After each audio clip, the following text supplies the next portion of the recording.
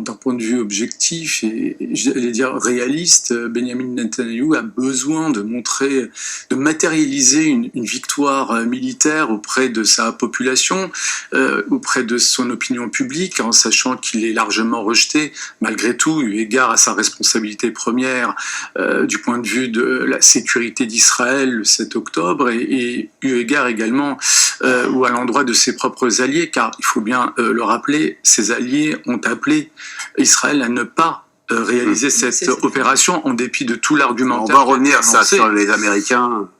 Et si les alliés d'Israël, les États-Unis en premier, ont alerté les Israéliens qu'il fallait éviter une telle opération, c'est précisément parce que depuis le début de cette offensive terrestre à Gaza, les considérations humanitaires ont été neutralisées, balayées et pas prises en considération.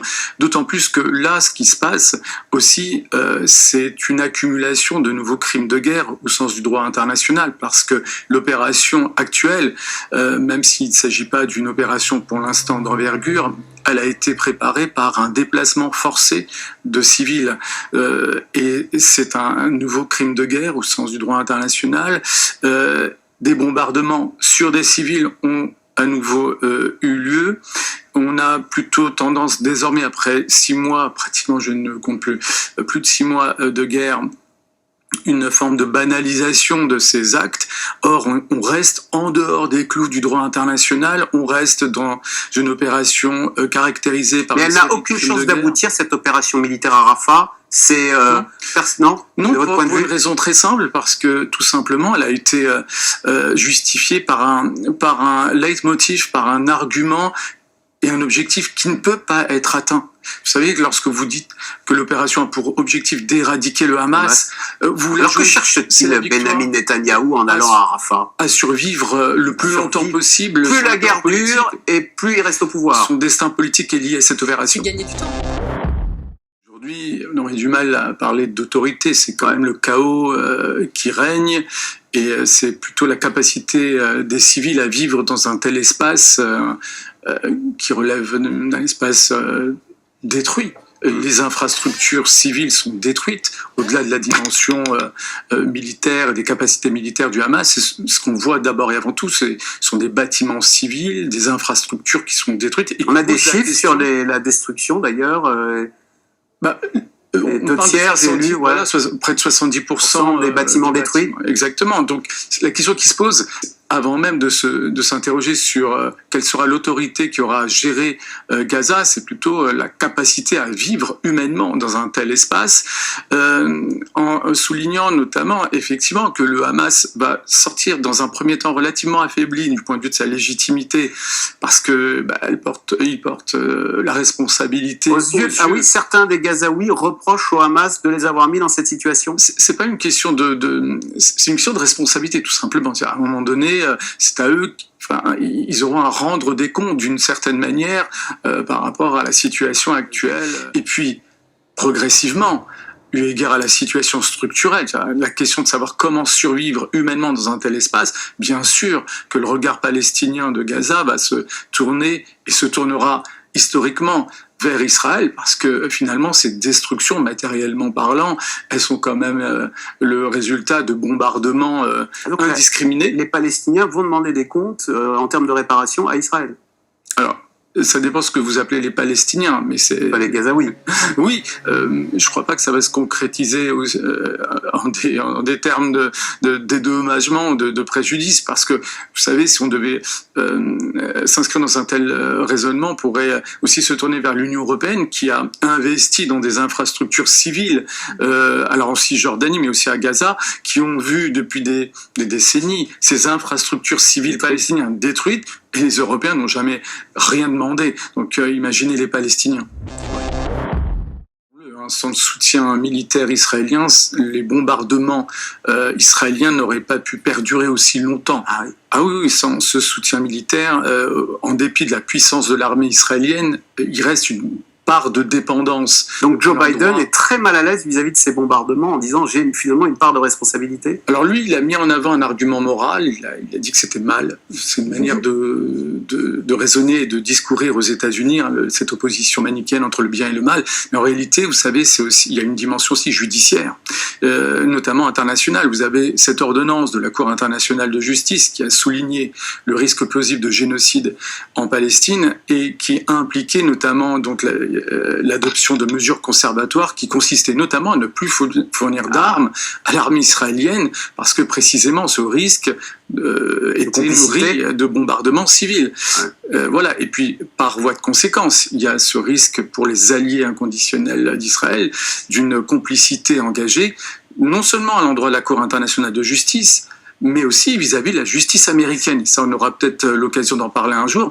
Mais vous savez, aux États-Unis, il y a une dimension intérieure également par rapport à ce conflit, parce que précisément, d'un point de vue du droit international, des crimes internationaux sont commis et la responsabilité judiciaire de certains responsables politiques américains pourrait être engagée.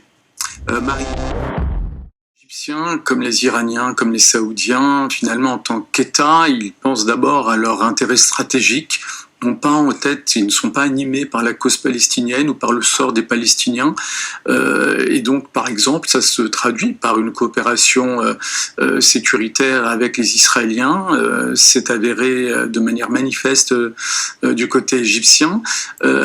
Parce que, premièrement, le Hamas est considéré comme un ennemi politique du point de vue du Caire.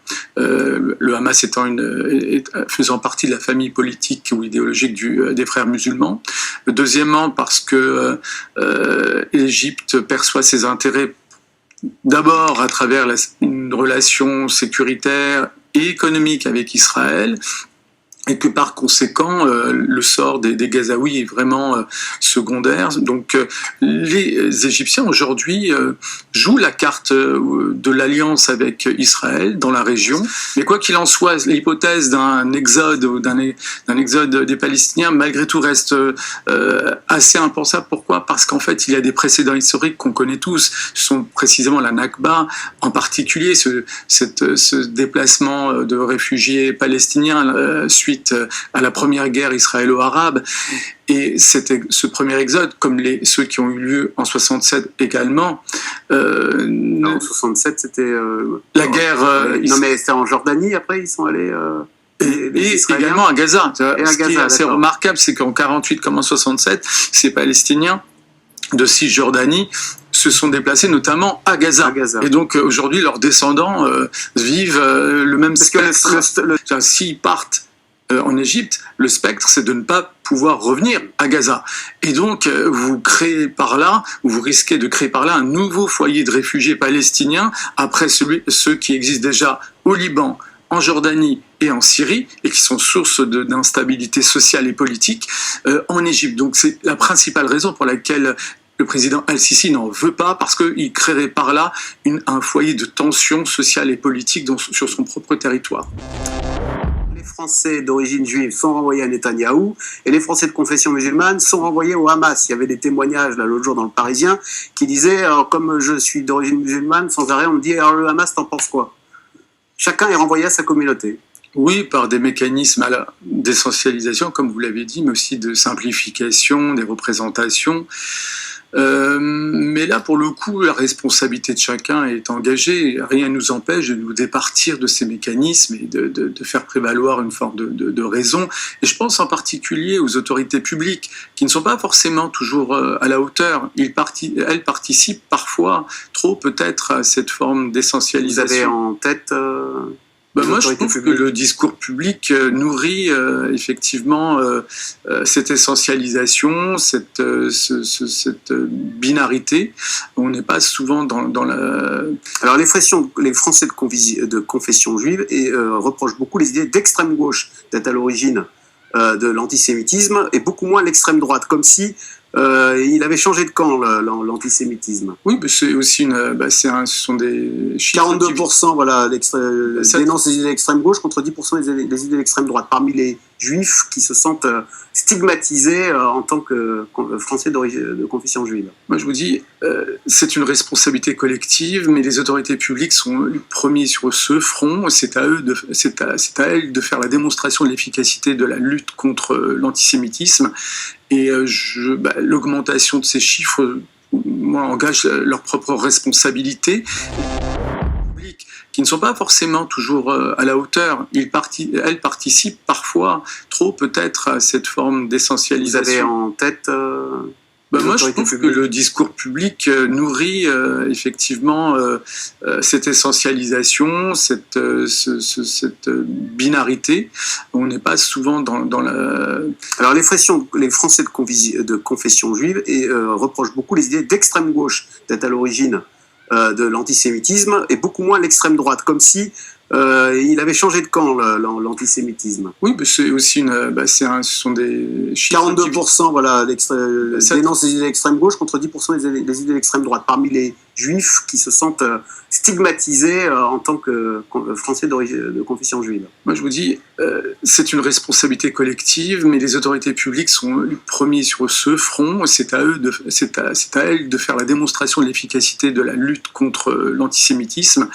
Et l'augmentation de ces chiffres, moi, engage leur propre responsabilité. Et puis, en même temps, je dirais, le fait de ne pas prendre au sérieux une accusation pour antisémitisme nourrit en vérité aussi ce climat délétère. Je trouve notamment par rapport à ce qui se passe, ce qui s'est passé ou ce qui se passe à Sciences Po, beaucoup d'acteurs publics considèrent que précisément cette mobilisation est animée par de l'antisémitisme. C'est vraiment faire preuve d'irresponsabilité de mon point de vue, eu égard au personnel, je pense aux collègues qui travaillent à Sciences Po, et également de ces jeunes qui se mobilisent, qui mettent en avant des arguments de droit international, des valeurs universelles comme la justice, et qui se retrouvent réduits à une accusation aussi grave, peut-être la plus grave de l'ère contemporaine. Et on peut critiquer la politique d'Israël sans être antisémite, c'est ce que vous voulez dire. On devrait tout naturellement rester tout simplement dans un discours rationnel. Alors même si les actes antisémites, ils ne sont pas inventés, ces chiffres. C'est bien ce que je vous dis. Et par rapport à ces chiffres, la responsabilité première est celle des autorités publiques d'être efficaces dans la lutte contre l'antisémitisme.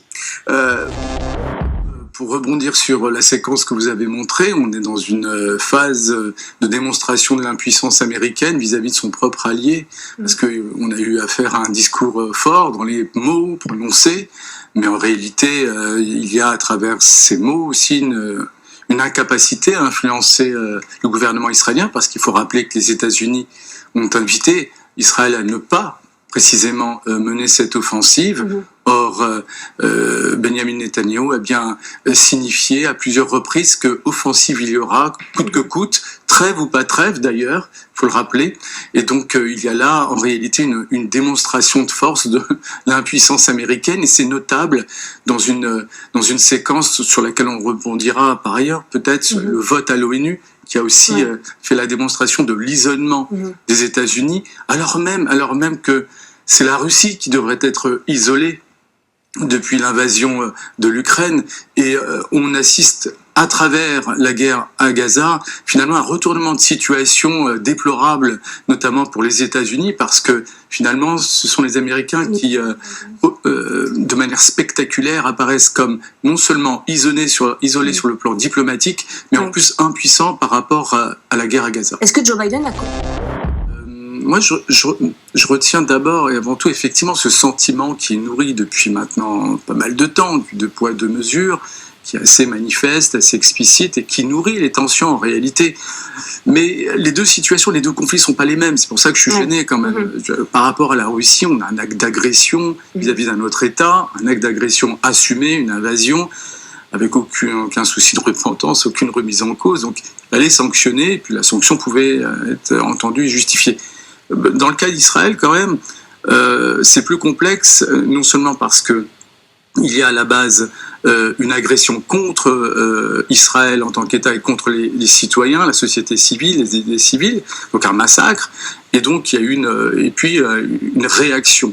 Et c'est cette réaction qui pose problème. Mais pour être tout à fait honnête, il faudrait échapper à la réduction temporelle de ce conflit, ce qui se passe depuis le 7 octobre. En vérité, la question d'Israël est plus large, non pas pour remettre en cause l'existence même d'Israël en tant qu'État souverain.